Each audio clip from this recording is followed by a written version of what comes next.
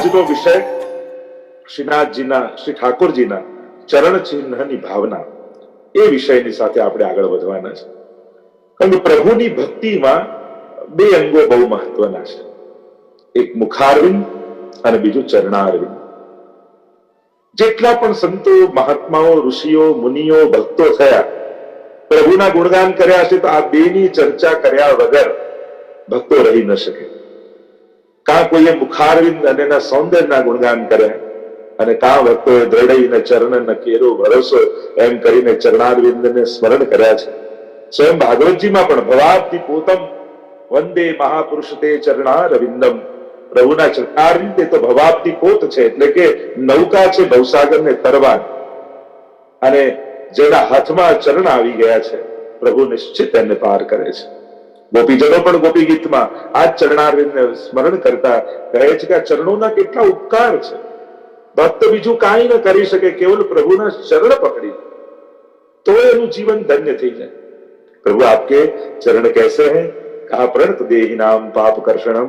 जो इनको वंदन करे, प्रणत करे, उनके सभी पापों का कर्षण करने वाले. અત્યારે બહુ એનો વિસ્તાર નહીં કરું, કારણ કે આપણે તો મૂળ આપણા વિષય પર રહેવું છે. પણ ગોપીજનોએ ગોપી ગીતમાં વિશેષ રૂપે પ્રણત કામદમ એમાં બે શ્લોકોમાં, બંને શ્લોકોમાં ચરણારવિંદના ઉપકારોની ચર્ચા કરી છે. અને એ ચરણારવિંદ અનેક પ્રકારથી જીવ પર કૃપા કરે છે. ચરણ સ્પર્શ, ચરણ રજ, ચરણ ગંધ, ચરણોદક અને ચરણ ચિહ્ન, આટલા પ્રકારથી ચરણારવિંદની કૃપા જીવ પર થાય છે. અને વાર્તા સાહિત્યમાં એના પ્રમાણો અનેક વાર્તાઓમાં તમને ઉલ્લેખ મળે. અત્યારે હું એનો બહુ વિસ્તાર નહીં કરું. બાકી ચરણ સ્પર્શ જેને કર્યા, જેને ચરણોદક મળ્યા અચ્યુતદાસ જેવા ભક્તોને, અને ચરણોદક કેવલ નેત્રોમાં લાગ્યા અને સઘળી લીલાઓ પ્રગટ થવા લાગી. ચરણ ગંધ તે તામસના અગર્યા પરતાપ પદરજ ગંધ. ગોપાલદાસજી પણ વલ્લભાખ્યાનમાં ગાયું કે કેવલ મહાપ્રભુજી પોતાના ચરણ શિલા ઉપર ઘસ્યા અને એની જે સુગંધ નીકળી, એનાથી તામસ જીવોના ઉદ્ધાર થઈ ગયા. તો અનેક પ્રકારની ચર્ચાઓ છે. અને એટલા માટે તો ઠાકોરજી વ્રજની મૂર્તિકા માટીને મુખમાં મૂકે છે. કારણ કે ઠાકોરજીને એમ થયું કે આ મારી ચરણ રજની આટલા બધા ગુણગાન લોકો કરે છે, વખાણ કરે છે, લાવ એ ચરણ રજને ચાખી તો જો, એમાં એવો કયો સ્વાદ છે કે બધા જ એના પ્રશંસા કરે છે. એટલા માટે પ્રભુ, એટલે તો કહ્યું તે માટી ખાધી, તો કે મેં માટી નથી ખાધી. એમ ઠાકોરજીએ કહ્યું નાહમ ભક્ષિતવાન અંબ, માટી નથી ખાધી. કારણ કે ઠાકોરજી વ્રજ રજને માટી માનતા જ નથી. એટલે ઠાકોરજી ખોટું બોલી રહ્યા નથી. એ તો બધા પ્રશ્નો કરે કે ઠાકોરજી મુખમાં માટી મૂકી છે અને છતાંય ના કેમ પાડે છે? એ ના પાડવાનું કારણ કે જે લૌકિક જીવો છે એને વ્રજરજ માટી લાગે છે, ભક્તો માટે તો આ જ અમૃત છે. અને એટલા માટે જે મુક્તિને પણ મુક્તિ આપે, મુક્તિ કહે ગોપાલ સો મેરી મુક્તિ બતાય, વ્રજરજ ઉડી મસ્તક લગે તો મુક્તિ મુક્ત થઈ જાય. મુક્તિને પણ મુક્તિ આપે એવી વ્રજની રજ, અને એ રજ અને એ ચરણ જે ભૂમિ પર પધારે. તો અનેક જગ્યાએ ભાગવતજીમાં પણ ચરણ ચિહ્નોનો ઉલ્લેખ છે.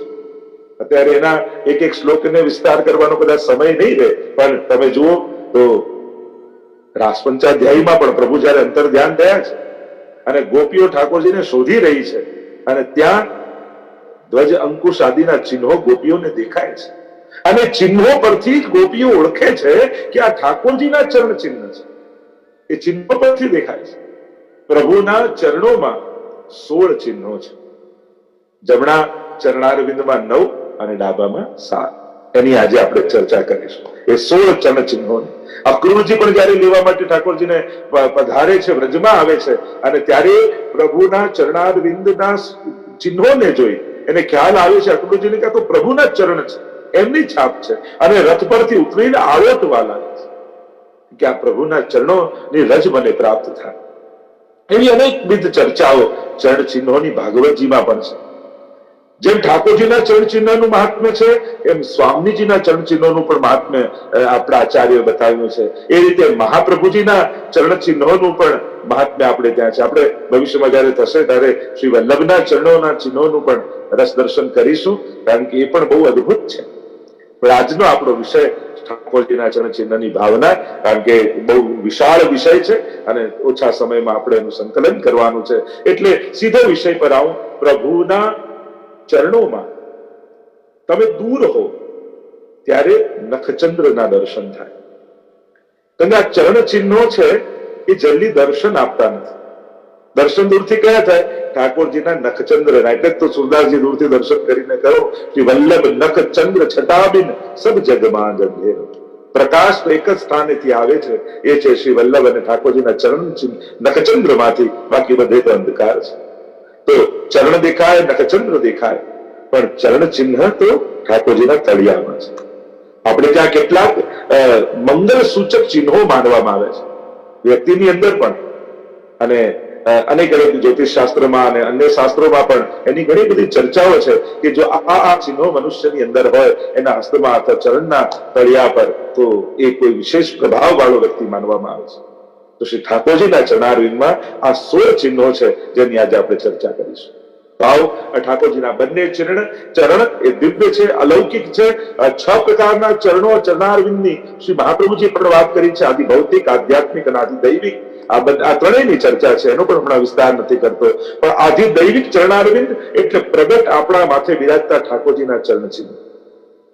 જો તમે ઠાકોરજીના ચરણ બે જુઓ છો, એમ બાકી જોવા જાવ તો લાલનની છાતી પર પણ ચરણનો છાપ હોય છે, એને ભૃગુ લાંછન આપણે કહીએ છીએ. તો પુષ્ટિ પુરુષોત્તમના જે મૂળ સ્વરૂપો છે એમાં નથી, પણ એ વિષ્ણુ રૂપ પરમાત્મા જે વિષ્ણુ છે એમના હૃદયમાં આ ભૃગુ લાંછન, ભૃગુજીએ લાત મારી હતી અને એની છાપ એમાં છે. પણ આજકાલ જે નવા લાલનને પ્રાપ્ત થતા હોય છે એમાં પણ ઘણી વાર શિલ્પકારો કે આ મૂર્તિવાળા એને બનાવતા હોય છે, પણ એ ભૃગુ લાંછન છે. જોવા જાવ તો ઠાકોરજીના સ્વરૂપમાં તમને 4 ચરણ જોવા મળે. 2 તો ઠાકોરજીના, એક ભૃગુજીનું, અને ત્રીજું એમના તિલકમાં ઠાકોરજીના મસ્તક પર બિરાજમાન સ્વામીજીનું ચરણ ચિહ્ન તમને જોવા મળે. એટલે ઠાકોરજીના તમે દર્શન કરો તો ચરણારવિંદમાં તો ચરણ છે, હૃદયમાં પણ ચરણ છે, પણ મસ્તકમાં પણ ચરણ છે. આ 4 જગ્યાએ તમને ચરણના દર્શન થાય. તો પ્રભુના સ્વરૂપોની જયારે ચર્ચા રસાત્મક રૂપે કરવા જઈએ ને, ત્યારે એક એક અંગ ઉપર કેટલી ચર્ચા થઈ છે. અને મધુરાષ્ટક આદિમાં તો શ્રી મહાપ્રભુજીએ રસ દર્શન કરાવ્યું જ છે. અધરમ મધુરમ વદનમ મધુરમ નયનમ મધુરમ વસિતમ મધુરમ. એ અધરથી યાત્રા શરૂ થાય અને ત્યાંથી જે યાત્રા શરૂ થતી એક માધુર્યનો અનુભવ જે મહાપ્રભુજી મધુરાષ્ટકમાં કરે છે. તો મૂળ વિષય પર આવો, કારણ કે આપણે જે 16 ચિહ્નોની ચર્ચા કરવાની છે. તો 4 ચરણ તમને ઠાકોરજીના આખા શ્રીઅંગમાં જોવા મળે. પોતાના ચરણારવિંદ છે, હૃદયમાં છે, અને પ્રભુના મસ્તક ઉપર સ્વામીજીનું ચરણ ચિહ્ન વિરાજે છે.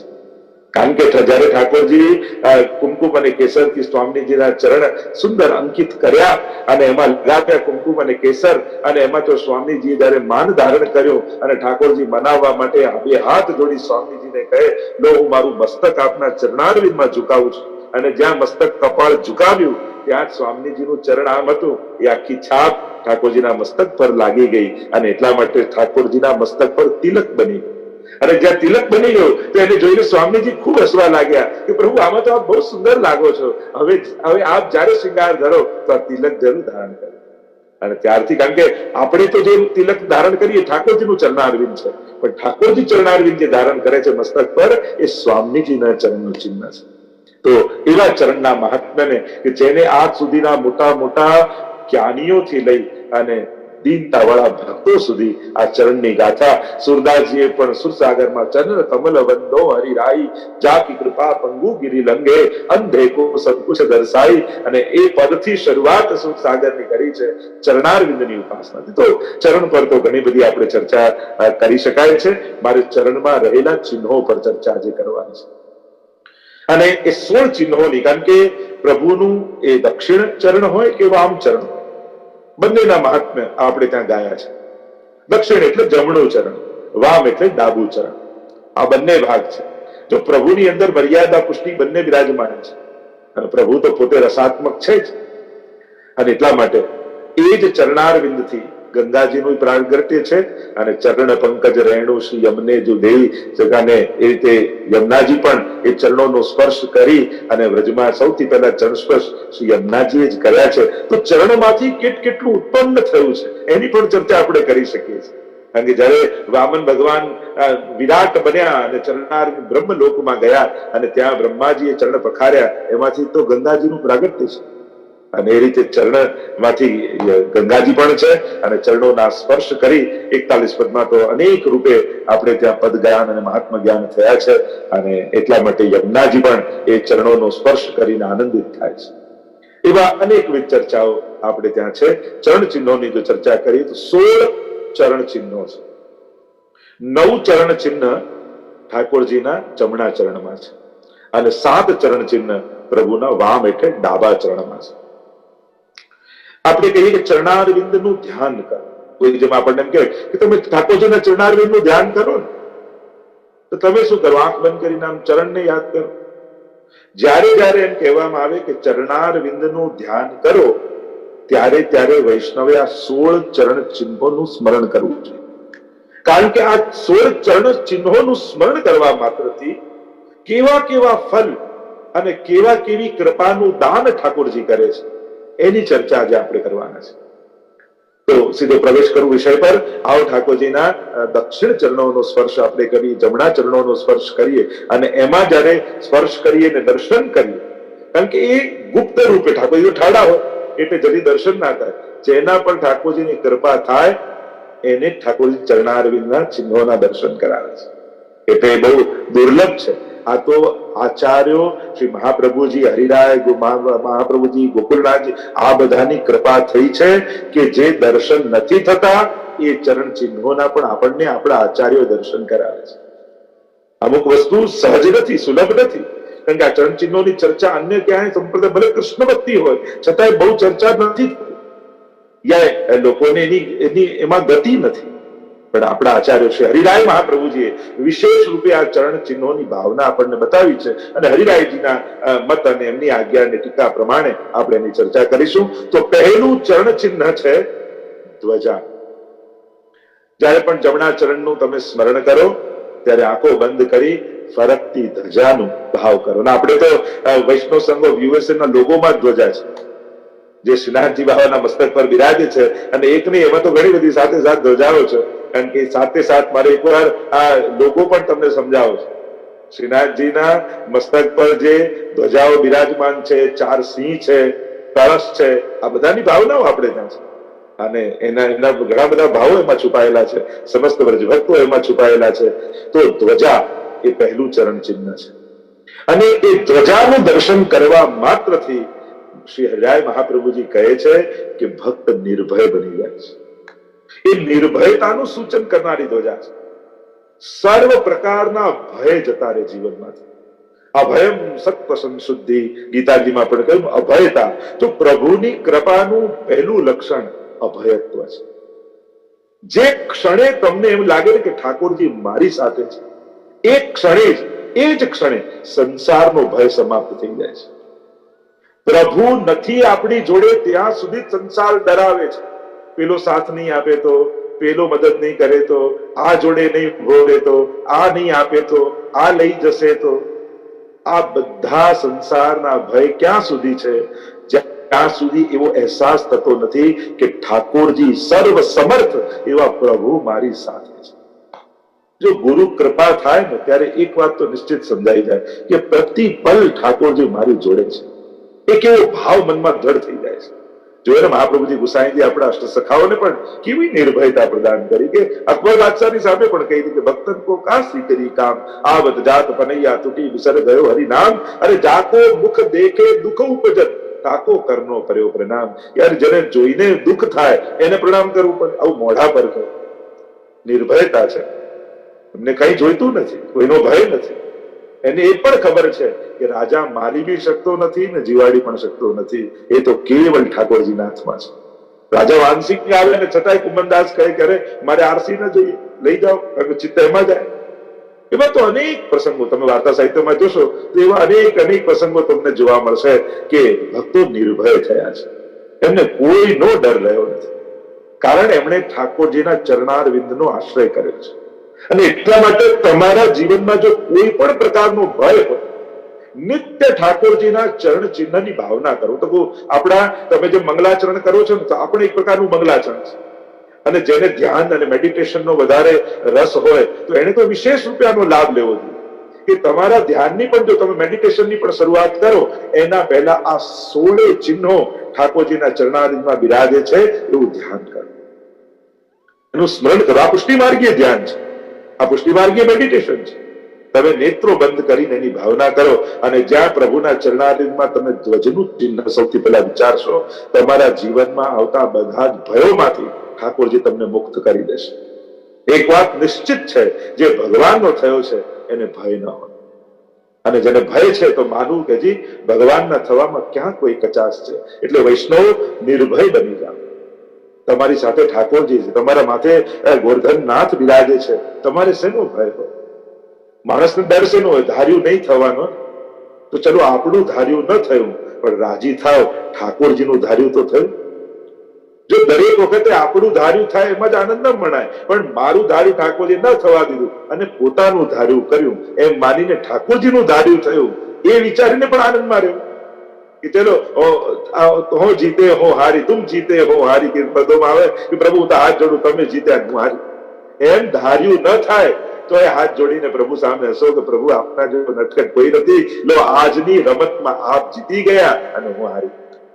જે દિવસે ધાર્યું થાય ત્યારે ઠાકોરજીને ઠેંગો બતાવો કે પ્રભુ આજે તમે હાર્યા ને હું જીતું છું. તો આ તો પરસ્પરનો ખેલ છે ને. લોકવત્તુ લીલા કૈવલ્યમ, આ તો પ્રભુની લીલા છે.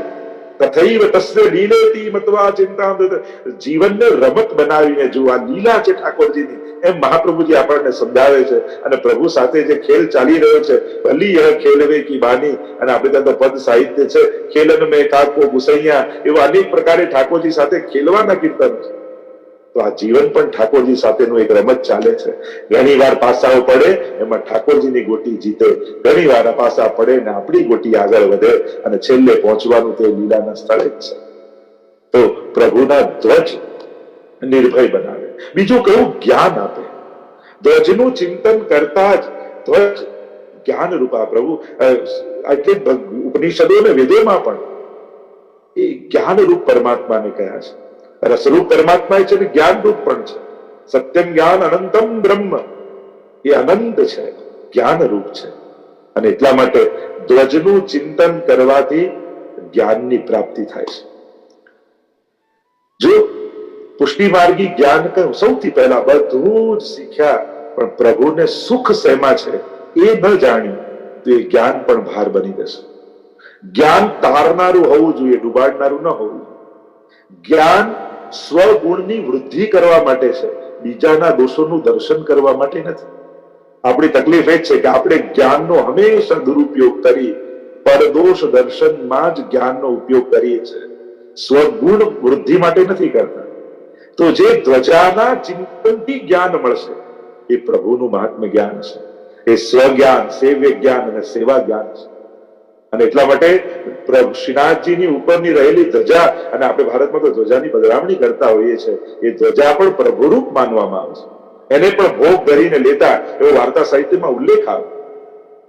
તો બીજું કહ્યું, ધ્વજાનું ચિંતન કરવા માત્રથી જ્ઞાનની પ્રાપ્તિ થાય છે. અને હરિરાજી એ પણ સમજાવે છે કે જેમ પવન, જે બાજુ પવન લઈ જાય, પવન હોય એ બાજુ, એ દિશામાં ધ્વજા ઉડે, એ બાજુ ફરકે.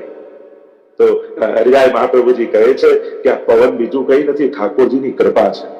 અને જેના ઉપર કૃપા થાય એ જ પ્રભુની સન્મુખ થઈ શકે છે. એમ શ્રી હરિરાયજી અહીંયા સમજાવે છે કે જેના ઉપર ભગવત કૃપાનો પવન ફૂંકાય છે એની જ દિશા ઠાકોરજી તરફ રહે છે. અને એટલા માટે આજે તમને ઠાકોરજીનું નામ લેવાની ઈચ્છા થઈ, પાઠ કરવાની ઈચ્છા થઈ, સેવા કરવાની ઈચ્છા થઈ, તો માનજો આજે ઠાકોરજીએ મારી સામે જોયું. અને જે ક્ષણે આખો દિવસ ઠાકોરજી યાદ ન આવ્યા તો તમે ઠાકોરજીને નથી ભૂલી ગયા, આજે ઠાકોરજી તમને ભૂલી ગયા છે. સોળસગઢમાં હરિરાયજી શ્રી હરિ મહાપ્રભુજી આજ્ઞા કરે છે, હરિના યે વિનિર્મુક્તા તે મગ્ના ભવસાગર. જે ભવસાગરમાં ડૂબી ગયા છે, માનજો કે ઠાકોરજી એનો હાથ છોડી દીધો છે. પ્રભુ જેનો હાથ છોડી દે ને એને ભગવાન એક ક્ષણ પણ યાદ ના આવે. અને યાદ ન આવે એનું દુઃખે ન થાય. વૈષ્ણવને કમથી કમ એ તો થાય કે આજે આખો દિવસ પ્રભુના પાઠ ન થયા, સેવા ન થઈ, જો ને આખો દિવસ મારો આવો ગયો, એને અફસોસ તો થાય. પણ જેને પ્રભુએ જેને છોડી જ દીધા છે ડૂબવા માટે, એને આવો અફસોસ પણ થતો નથી, એને મનમાં ગ્લાનિ પણ થતી નથી. એટલા માટે આ ધ્વજા ફરકતી ઠાકોરજીની આ ધ્વજાનું ચિંતન કરો. તે તમને યાદ અપાવે છે કે ભગવદ અનુગ્રહ તમારા પર છે અને એટલે જ તમે ભગવત માર્ગ પર છો. આપણે જે કાર્ય કરીએ, સેવા કરીએ, સત્સંગ કરાવી, વ્યવસ્થા કરીએ, માનવું હું નથી કરતો, મહાપ્રભુજી કૃપા કરીને મારા થકી કરાવી રહ્યા છે.